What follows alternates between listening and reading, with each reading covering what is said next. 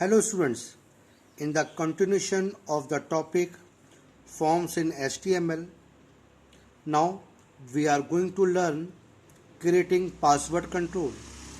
As we know that forms is an interactive interface between user and the database. Basically, forms are used to collect the information from the user in an organized way so that it can be saved in the database in proper manner. Now, the password control. Password control generally we use to take the input from the user, but the input given by the user will be masked by some other character. Means as soon as you enter the character in the input box, it will not be displayed. It will marked by some other character like asterisk. So you can create such type of input box to enter the password. The command is tag input,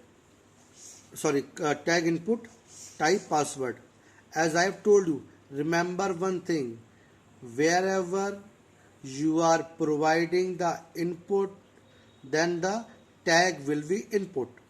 Only the type changes. For example, if you want to define a text box, means if we want to take the input as a text box, then the tag will be input and the type will be text. If you want to take the input in the form of radio button, then the tag will be input and the type will be radio.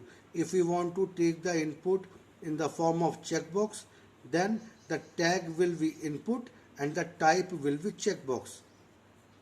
If we want to take the input in the form of submit or reset button, then again the tag will be input and the type will be submit. And the same way, if we want to take any password as an input, then the tag will be input and the type will be password. Let us see in book what they have done. Here, enter the password. Now as soon as you enter the character, it is masked. So this is the password input. So how it is done?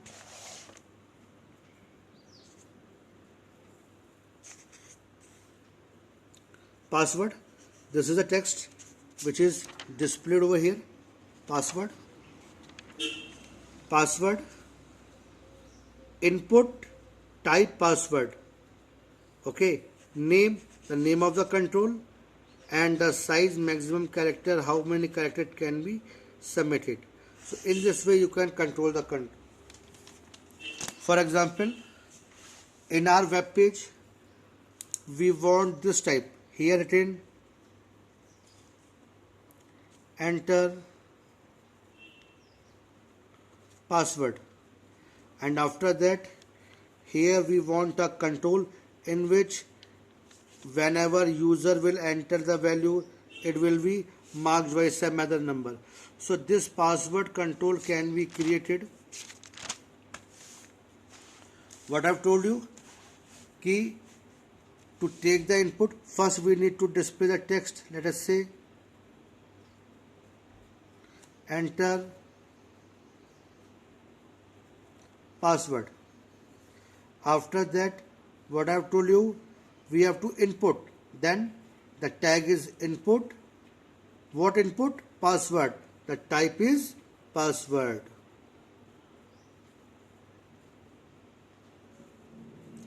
Okay. Now you need to define the name of the control.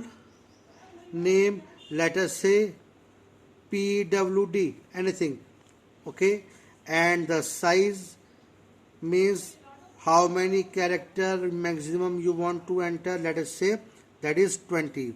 So in this way you can define that control. Now let us move to the next control. Now here, if we want to enter multiple lines input, means if we want to enter so many lines such as description of any product or anything, then you need to enter the multiple lines in your input box. Then for that purpose, the text area tag is provided. The text area tag is provided to read multiple lines as an input. It has following attribute: name, rows, calls, and wrap. Name, it is the name of the control. Rows, it defines the number of rows in the field. Calls, it defines the number of columns in the fields. Wrap, this is the option which provide the wrapping of the text or not. Wrapping means as soon as it reaches to the end of the line, it automatically changes to the next line. So wrap, it helps in flowing the text to the next row in the paragraph. Okay, now see, in the book it is given, they have created a multiple line control to take the description over here. So for that purpose they have written text area, rows 5, column city, and the name of the control is description, and here they have written the things which is present in that text area by default. Let us say in our example, we want to create a text area like this.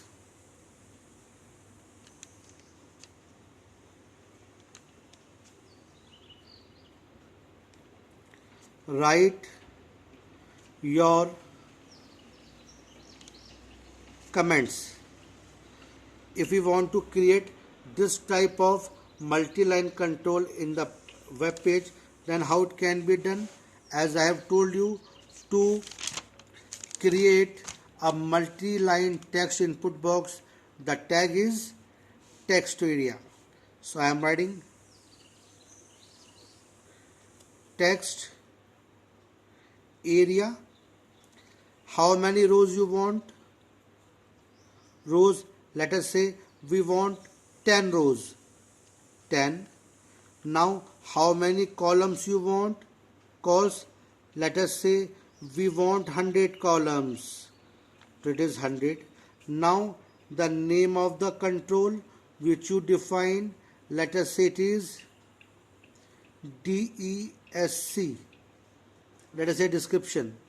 And after here, what thing you want to display in the text control? Suppose it is written enter your comments. So I am writing here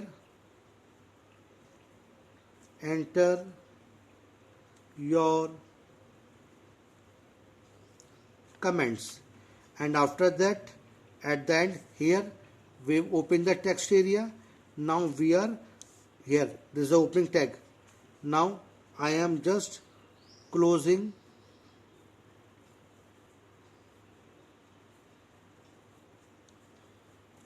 text area.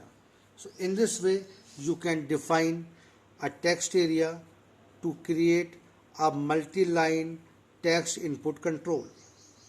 Now let's move towards the next option, that is creating a drop down list control. Drop down list is that list when we click on that, a multiple option is present in the form of drop down list, and from where you can select the option. Generally you find the drop down list in this way. Here you see a triangle is present. If you click on this, a list appear here which will show all the options available here. You can simply clicking that option, there the area will be selected, will be changed by the selected option. So you can select the option from drop down list. So the drop down list can be created with the name drop down. So the tag is select. Okay, suppose you want to create this, then the option is select name drop down. Option, it is first option, second, third, fourth. The value is that portion which is going to be submit when the form is going to be submit to the server, and this is the text which is displayed in the drop down list. Let us see in our example. Suppose we want to create a drop down list like this. For example, banks, and here we want to create a drop down list. Here you will find a triangle over here. After clicking this, a drop down list will appear which will show multiple options. Let us say by default we are having SBI. When we click on this, it will show PNB, let us say HDFC, BOB, ICICI, like this. So this is a drop down list. How we can create this? So to create a drop down list, so it is a drop down list. This banks, by default it is SBI, which is already selected. If you click on this, a drop down list will appear which will show these options. After click on this, whatever option you click, that will be selected. How you can do this? As I have told you, to create a drop down list, the tag is select. So first you need to write select. After that, the name attribute, what you want to select. Here remember that you are selecting the drop down. It is drop down. After that, in that drop down list, you have to write the option. Suppose in our example we are having 1, 2, 3, 4, 5. 5 options are there. So we have to write 5 option, then option,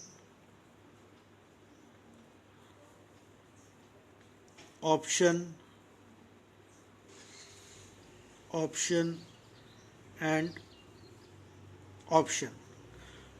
Now we have to pass the value for first option. Let us say SBI. Value for another option, let us say PNB.